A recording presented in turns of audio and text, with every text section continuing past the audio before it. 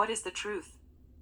The prologue was incredibly simple and confusing at the same time, but if this were presented before the story of creation in the Bible, some people would believe it. In fact, most would accept it, until an age of reason arrived. Once a person outgrows himself and evolves into another being, it becomes possible for him to disown and forget his old way of thinking.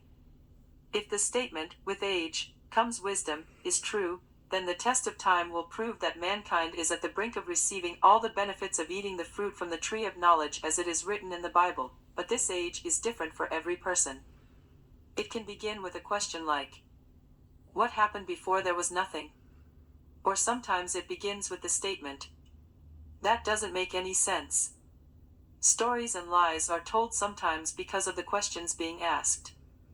The statement, "Ask me no questions, and I'll tell you no lies," has a profound meaning. Adults are known to tell fables to children for different reasons.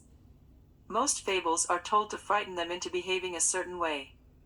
The more questions asked, the more the adults may add to the story. Other adults sometimes continue the story, and a lie becomes the truth in the innocent mind of a child. Since the beginning of time, mankind has always asked many questions about everything imaginable. He probably looked at the sky, the mountains, volcanoes, and rivers, and had a lot of questions. The lightning that set fire to the fields, and the thunder that answered to the lightning, probably made man stand in awe of the sky. Most of us are in search of truth and wisdom, and the two are considered to be feminine. In a patriarchal society, the elders and the wise men did their best to calm the innocent mind of the people. They felt it was their duty. If the answers were not found to be true, the elders probably derived a cause. The fault had to lie in the individuals. If bad things continued to happen, and the individual wasn't the cause, they became superstitious, which laid the blame on something else other than themselves. The leaders made up strange laws, sacrifices and commandments they said the gods wanted the people to obey. Moses is a good example of a leader who led a group of people depending on him for answers. At first, the God they worshipped gave them only 10 commandments. Then Moses realized 10 laws were not enough laws to rule such a large number of people.